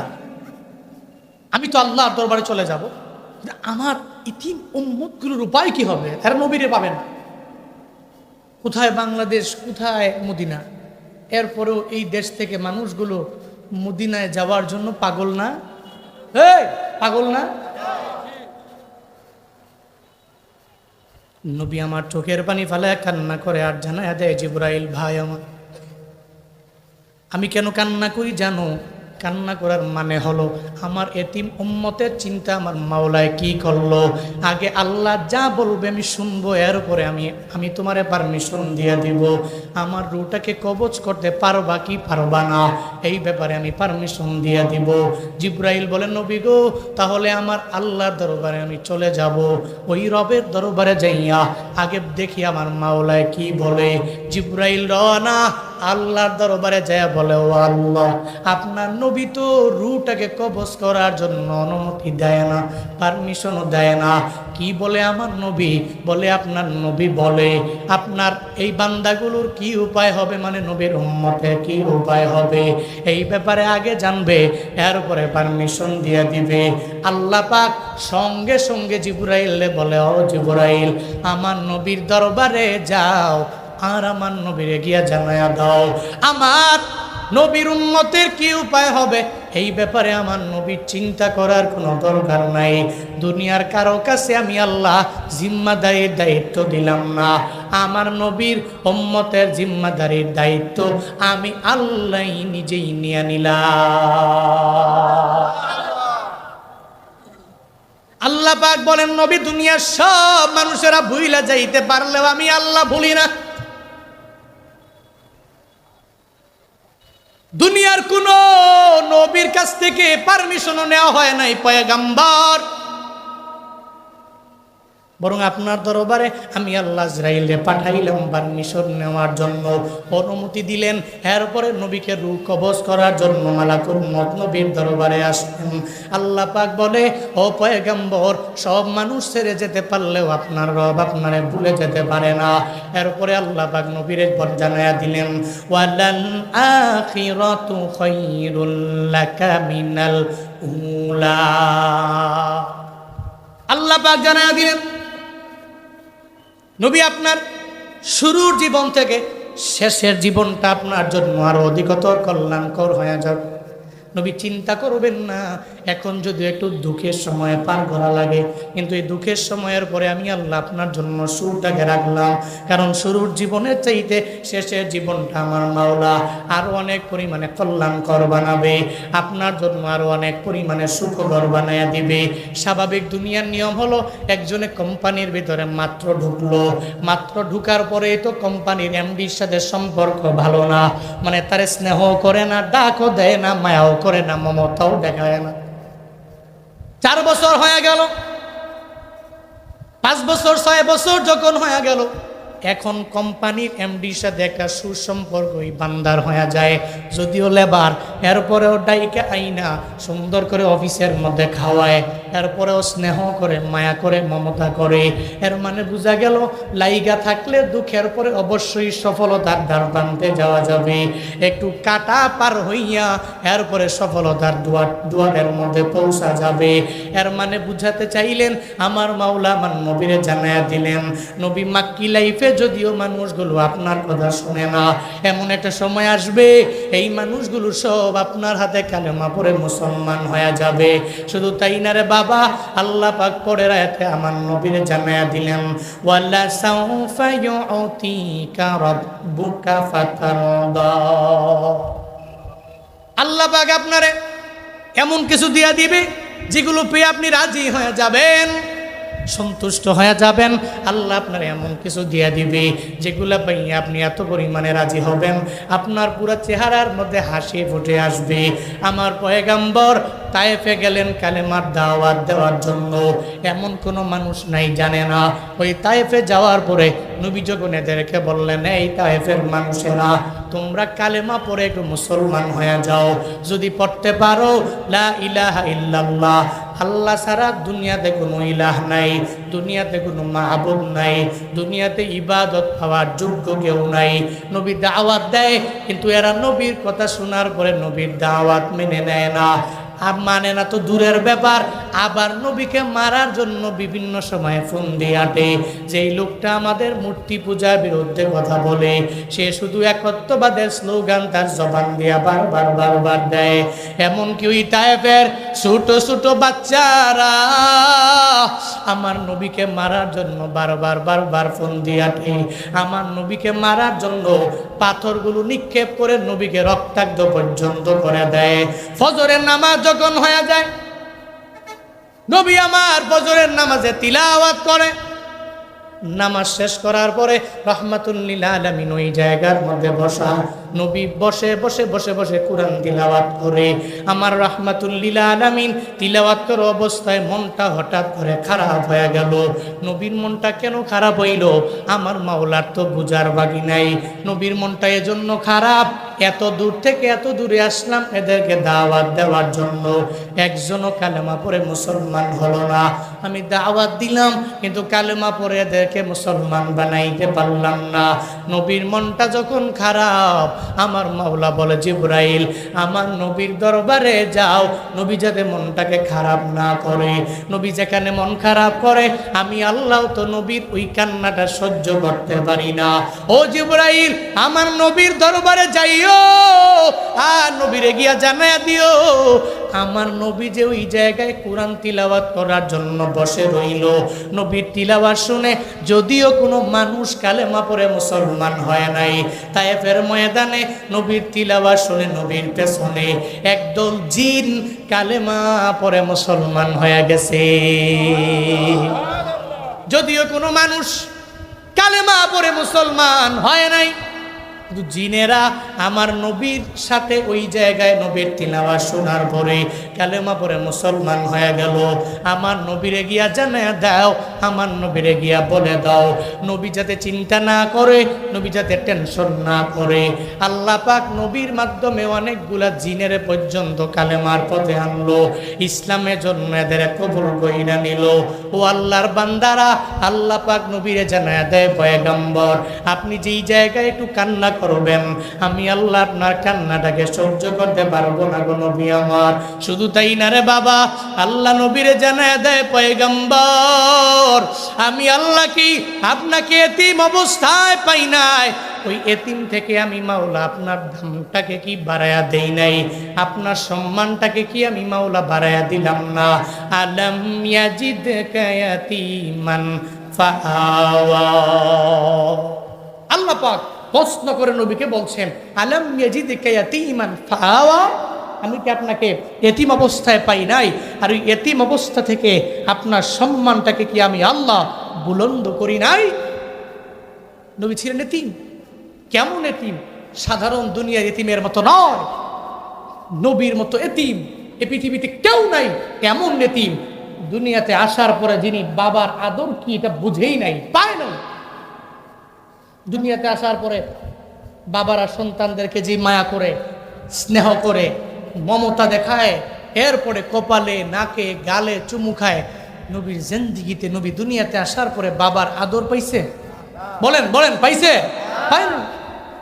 বাবার আদর পায় নাই। মাকেও 6 বছরে হারাইলো, দাদারেও 8 বছর বয়সে হারাইলো। নবী এই যে মানুষগুলোকে হারাইয়া এতিম হয়ে গেল, আল্লাহ কয় আপনি ছিলেন এতিম, ওই এতিম থেকে আপনার সম্মান, আপনার দাম, আপনার শরফ, আপনার করম, আপনার মর্যাদা আমি আল্লাহই তো বাড়াইয়া দিয়েছি। কি ছিলেন? আমি আল্লাহ আপনাকে কি বানালাম। নবীকে ধাত্রীরা পর্যন্ত নিতে চায় না। যখন জিজ্ঞেস করে তার বাবা আছে, বাবা নাই। বাবা না থাকলে টাকা পাবো না, ঠিক মতো যাজা পাওয়া যাবে না। তখন সব ধাত্রীরা চলে যায়। নবী এমন একটা অবস্থা থেকে আল্লাহ পাক নবীর সম্মান, নবীর মর্যাদা কি পরিমাণে বাড়ালেন। আজও ওই নবীর জন্য উম্মতেরা কান্দে কি কান্দে না? এই কান্না করে কি করে না? আবু জাহালের জন্য কয়জন কান্দে? উতবার জন্য আছে, সাহেবার জন্য কান্দে কেউ আছে? কিন্তু নবীর কাহিনী শুই না, নবীর ঘটনা শুই না চোখের পানি ফালা কান্না করে কি করে না? কেন? আল্লাহ কয় নবী আপনি কি ছিলেন, আমি আপনার সম্মান কিয়ামত পর্যন্ত বাড়ায় দিলাম। এমন কি আমি আল্লাহ হলাম আলামিনের রব, আর আপনাকে এই পুরো আলামিনের রহমত করে, করুণা করে, দয়া করে আপনাকে দুনিয়াতে পাঠাইলাম।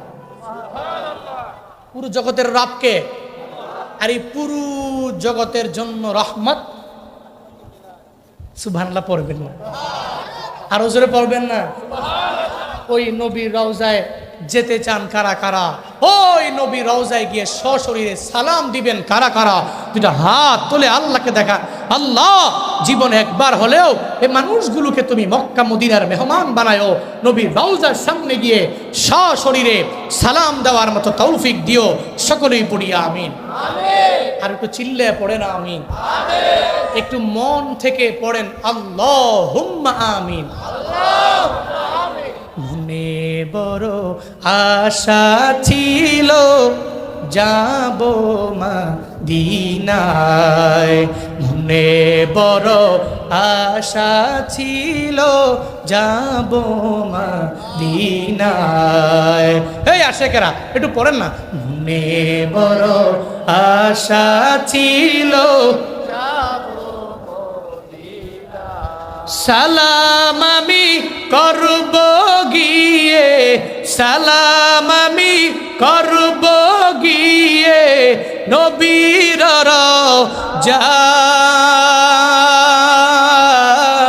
রওজায়। মনে বড় আশা ছিল যাব মদিনা, মনে বড় আশা ছিল আরব সাগর পারি দিব, নেই কো আমার তরি পাখি নয় তো উড়ে যাব জানাতে ভোর করি। আরব সাগর পারি দিব, নাই কো আমার তরি পাখি নয় তো উড়ে যাব জানাতে ভোর করি। আমার আশায় আছি সম্বল নাই, আশায় আছে সম্বল নাই, আশায় আছি সম্বল নাই, করি কি উপায়।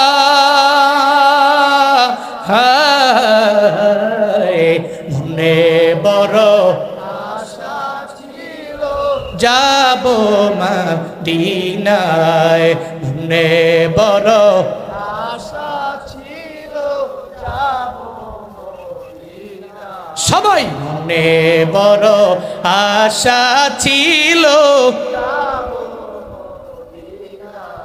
কৌশল কইরা লইয়া যাইও, কৌশল কইরা লইয়া যাইও, কৌশল কইরা লইয়া যাইও সোনার মদিনা।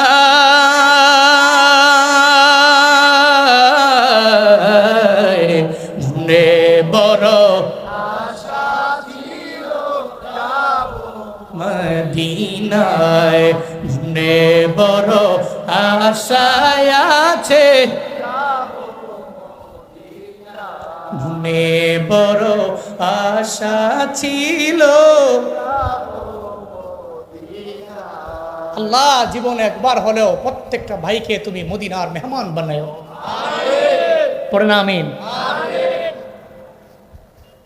আল্লাহ পাক নবীরে জানায় দিলেন, নবী আপনার জিন্দেগিতে আমি আল্লাহ কি দেই নাই,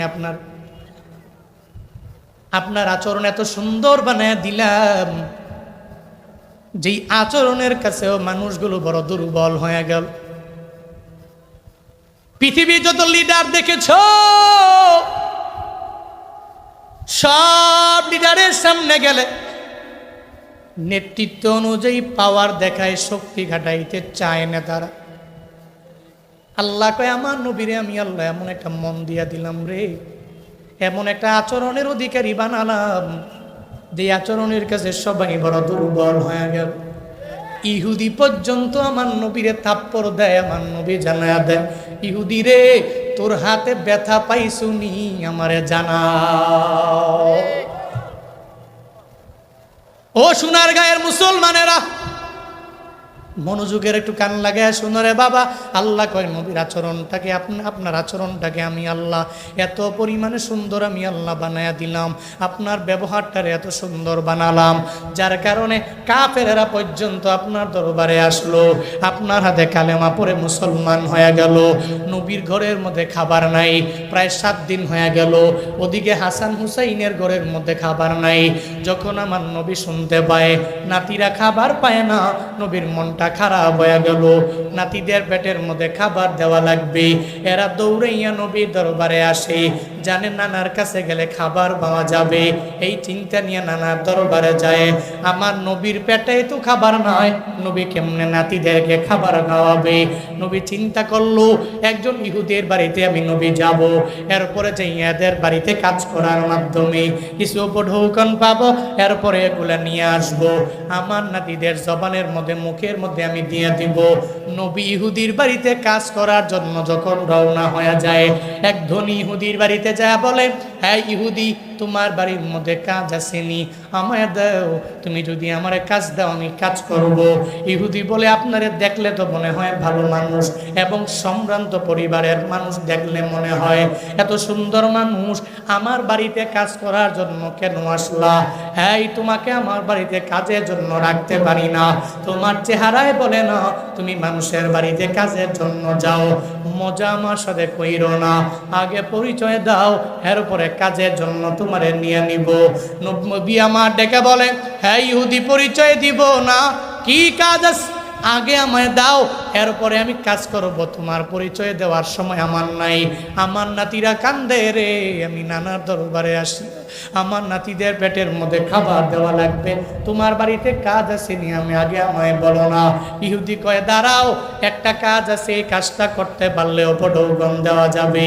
তুমি যদি কূপ থেকে পানি নিয়া, এই পানি যদি তুমি নিয়া এই গাছের গোড়ায় যদি দিতে পারো, 1 বালতি পানির বিনিময়ে তোমাকে 3টা করে খেজুর দেওয়া হবে। যদি তুমি 2 বালতি উঠাইতে পারো তাহলে 6টা খেজুর দেওয়া হবে। তুমি যদি 3 বালতি উঠাইতে পারো তাহলে 9টা খেজুর দেওয়া হবে। এর মানে প্রতি বালতির বিনিময়ে 3টা করে খেজুর তোমারে দেওয়া হবে। আমার নবীরে যখন এই কাজটা যখন দিয়া দেয়, নবী এক এক করে কূপ থেকে যখন পানি উঠায়, এভাবে 1 1 2 করে করে যখন 8 বালতি নবী যখন পানি উঠাইল, 8 বালতি পানি উঠাইয়া 9 নাম্বার বালতিটা যখন নবী ফালাইয়া দিল। এখন বালতিটা ফালাইতে দেরি, সঙ্গে সঙ্গে রশি ছিঁড়ে বালতিটা পড়ে গেল। রহমাতুল লিল আলামিন দেখে বালতি পড়ে গেছে, এখন আর এই বালতি ওঠানোর মতো আর কোনো সুযোগ নাই। ইহুদি আইসা দেখে আমার নবী কূপের পাশে দাঁড়াইয়া ইহুদি বলে, এই জনৈক বালক, তুমি আমার বালতিটা কেন ছিঁড়ে কূপের মধ্যে ফেলাইয়া দিলা? নবী আমার ডেকে বলে, ইহুদি রে, বালতি তো আমি ছিঁড়ে ফেলাই নাই, বরং বালতি নিজে ছিঁড়া আমার হাত থেকে পড়ে গেছে। আমার নবী কথা ইহুদি মানে না, কয় তুমি আমার বাড়িতে কাজের জন্য আসো নাই, আমাকে লস করার জন্য তুমি আমার বাড়িতে আসলা। আমার বালতিটা ইচ্ছা করে তুমি এই জায়গার মধ্যে ফেলাইয়া দিলা। আমার নবী কয়, না রে, আমি বালতিটা ফালাই নাই, বরং বালতিটা ছিঁড়ে পড়ে গেছে। একটা পর্যায়ে রাহমাতুল্লিল আলামিনের উপরে রাগান্বিত হইয়া, ক্রোধান্বিত হইয়া ওই ইহুদি নবীর গাল মোবারকের মধ্যে একটা থাপ্পড় বসাইয়া দিছে। যেই নবীর শরীরে মশা মাছি বসা পর্যন্ত হারাম, আল্লাহ পাক মশা মাছির পর্যন্ত বলেছে আমার নবীর দেহ মুবারকের উপরে বসতেও পারবা না, কামড় দিতেও পারবা না। আমার ওই নবীর গাল মুবারকের মধ্যে থাপ্পড় যখন লাগায় দেয়, নবী তার প্রতিশোধ নেয় না।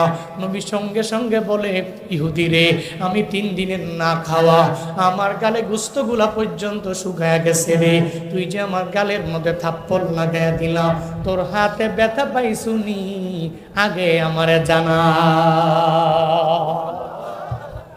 আগে তুই আমারে জানাও, হাতে ব্যথা পাইছুনি, আমার গুস্ত তো নাই, হাড্ডিগুলো ভেসে আছে, গুস্তের অভাবে হাড্ডি ভেসে আছে, তো হাড্ডিতে চর মারলে তোর হাতে ব্যথা পাওয়ার কথা, আগে তুই আমারে জানাও হাতে ব্যথা পাইছো কিনা। সুবহানাল্লাহ পড়বেন না? মিয়া কেমন নবী? আল্লাহ কয়, নবী আপনার আচরণটাকে, আপনার দিলটাকে আমি আল্লাহ শক্কে সদর করার মাধ্যমে আমি আল্লাহ আপনার দিলটাকে এত পরিমাণে মায়া দিয়ে ভরপুর বানায় দিলাম। কি দেই নাই আপনাকে, কি দেই নাই আপনাকে? ইহুদি কয়, এটা কেমন মানুষ? ওরে সুবহানাল্লাহ, আমি তারে মারলাম, সে আমারে বলে আমি হাতে ব্যথা পাইছি কিনা, কেমন মানুষ? নবী আমার ডেকে বলে, ইহুদি রে, আর দেরি করবা না, 8 বালতি খেজুর, 8 বালতি পানি উঠাইলাম, বালতির বিনিময়ে 3 আটা 24টা খেজুর তুমি আমার হাতের মধ্যে দিয়া দাও। আমার নাতিরা কান্দে রে, আমি নাতিদের দরবারে চলে যাব, আমার নাতিদের কাছে গিয়ে আমি দিয়ে দিব, এদের কাছে খেজুরগুলো দিতে পারলে আমি নানার বড় ভালো লাগবে, দেরি করবা না, দেও দেও 24টা খেজুর আমার কাছে দিয়া দাও। ইহুদি যখন নবীরে 24টা খেজুর যখন নবীরে দিয়া দেয়, নবী রওনা হয়ে যায়। পথিমধ্যে যাওয়ার পরে এই যে নবীরে যে ইহুদির জোরে একটা থাপ্পড় লাগাইয়া দিল, আমার আল্লাহ দেখছে কি দেখে নাই? আল্লাহ কয়, এই জিবরাইল আমার নবীর দরবারে যাও, আমার নবীর দরবারে গিয়া জানায়া দাও, আমার নবীরে বলো আমার নবী যাতে করে ওই জায়গা থেকে না যায়, 24টা খেজুর নিয়ে যাতে করে না যায়, আগে নবীর দরবারে যাও, নবী যাতে বালতি উঠাইয়া ইহুদির বালতি ইহুদির কাছে হ্যান্ড ওভার করে দিয়া দেয়, এরপরে যাতে করে আমার নবী চলে যায়। জিবরাইল আমার নবীর দরবারে আসে, আয়েশা বলে, ও পয়গম্বর, আল্লাহ আমাকে আপনার দরবারে পাঠাইছেন, নবী গো আপনি কোথায় রওনা হয়ে যান গো নবী? ইহুদির বাড়িতে যাওয়া লাগবে, ওই ইহুদির বালতি আগে উঠাইয়া দিবেন, এরপরে বালতি উঠাইয়া দিয়া যেখানে যাবেন চলে যাবেন, অসুবিধা নয়। নবী গো আগে বালতি উঠাইয়া চলে যাবেন, বালতি না উঠাইয়া যাওয়া যাবে না, কারণ সারা জীবন ইহুদি আপনার নাম ধরে মানুষের দরবারে বদনাম করবে, আপনার ব্যাপারে ইহুদির মনটা খারাপ হয়ে যাবে, নবী গো এটা করা যাবে না। জিবরাইলকে পয়গম্বর ডেকে বলে, জিবরাইল রে, আমি যে বালতিটা কূপ থেকে উঠাবো, ওই উঠানোর মতো কোনো যন্ত্র তো আমার হাতের মধ্যে নাই, আমি কি দিয়া উঠাবো রে? জিবরাইল ডেকে বলে, ও পয়গম্বর, বালতি উঠানোর জন্য কোনো যন্ত্র লাগবে না, লাগবে না, লাগবে না। নবী গো আপনার বালতি উঠানোর জন্য যন্ত্রের কোনো প্রয়োজন হবে না, আপনি আমার সাথে চলেন, দেখবেন বালতি কিভাবে আপনার কথা শুনে। এবার জিবরাইল নবীকে সঙ্গে করে নইয়া যখন কূপের বরাবর গিয়া দাঁড়ায় যায়, কূপের বরাবর দাঁড়াইয়া জিবরাইল নবীরে বলেন, নবী গো আল্লাহকে ইশারা করে আমার মাওলার নাম ধরে একটু বালতিরে ডাক দেন। আমার নবী ডেকে বলে, ও বালতি, আমার মাওলার ইশারায় আমার হাতে আয় আয় আয়।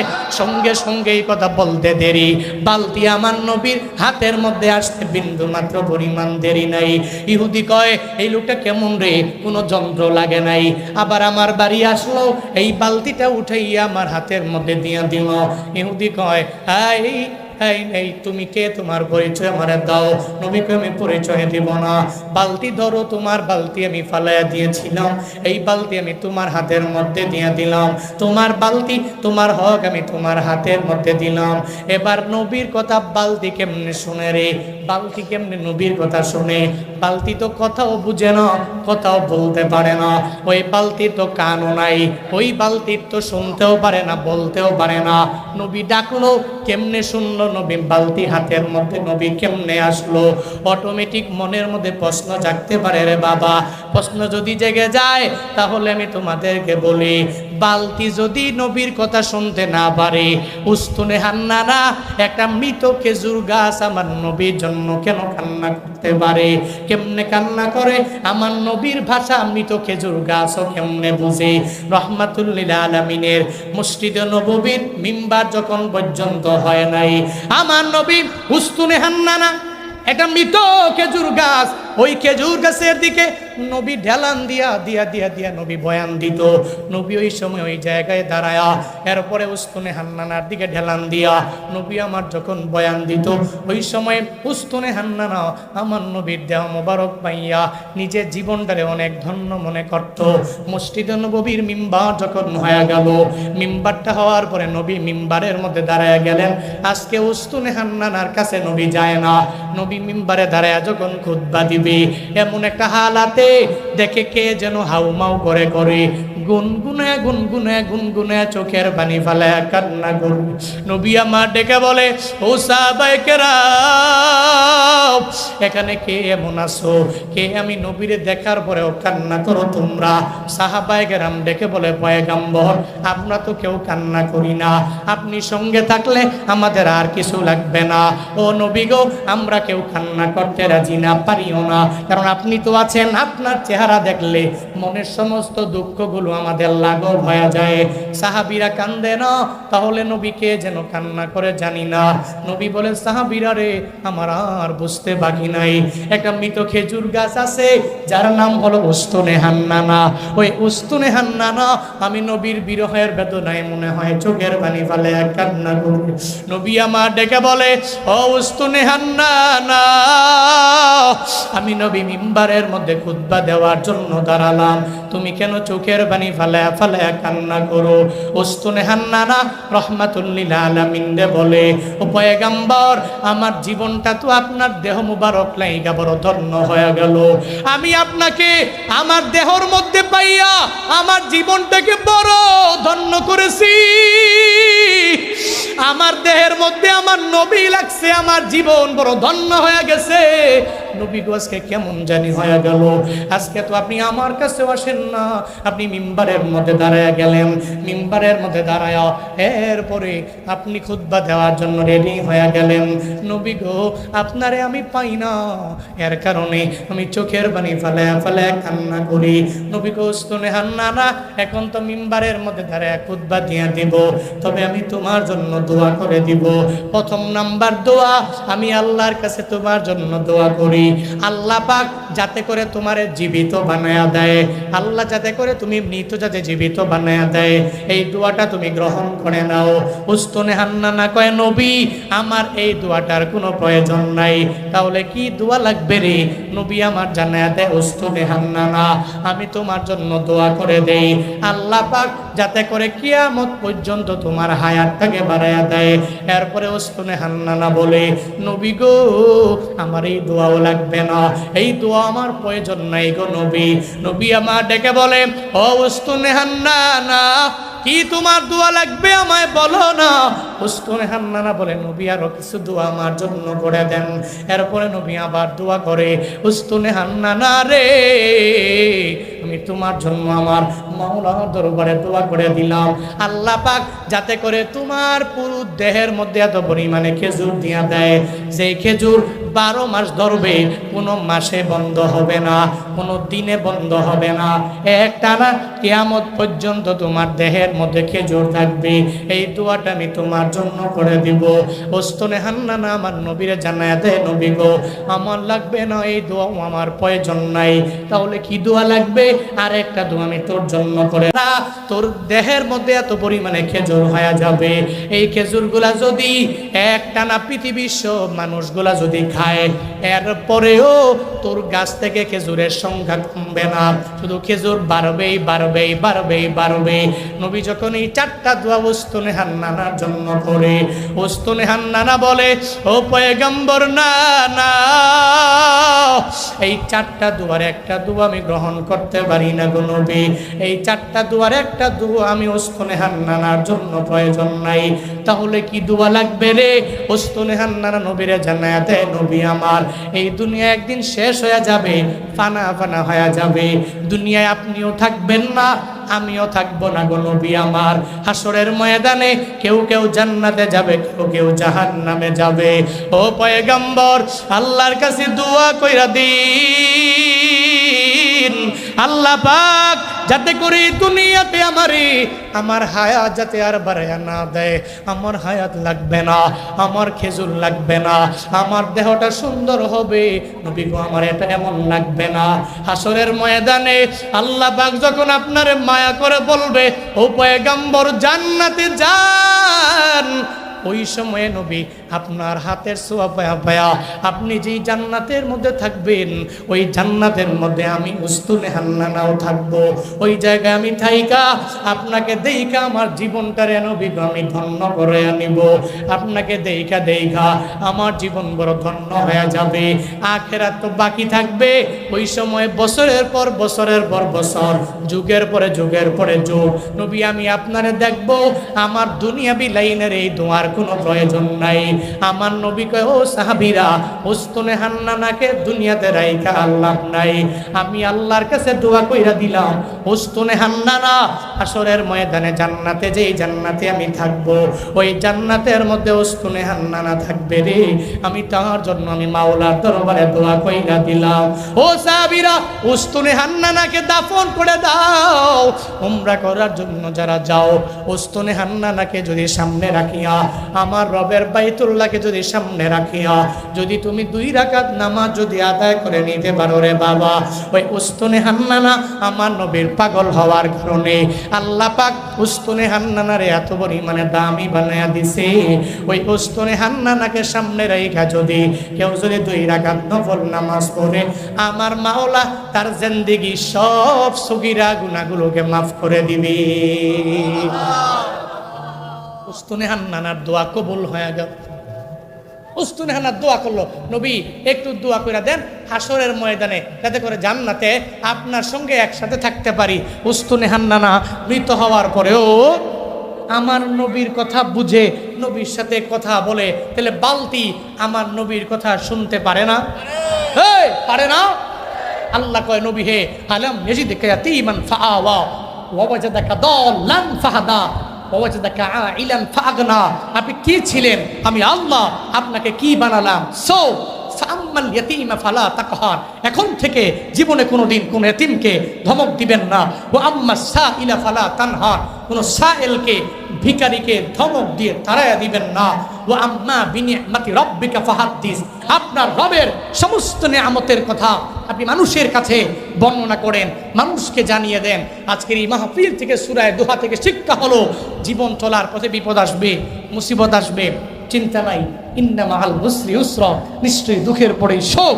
একটু সবর ধৈর্য ধারণ করে নিজেকে সাবির বানিয়ে ইমানটাকে মজবুত করে আগায়া যাব। নবীর সুন্নতের উপরে আমল করব, নবীরে ভালোবাসবো। জীবনে কোনোদিন আমার হাত দ্বারা মানুষকে কষ্ট দিব না, আমার জবান দ্বারা মানুষকে কষ্ট দিব না। পারবো তো ইনশাআল্লাহ, পারবো তো ইনশাআল্লাহ। আল্লাহ সবাইকে সূরা দুহা থেকে এই শিক্ষা নিয়ে বাড়িতে যে জীবনে বিপদে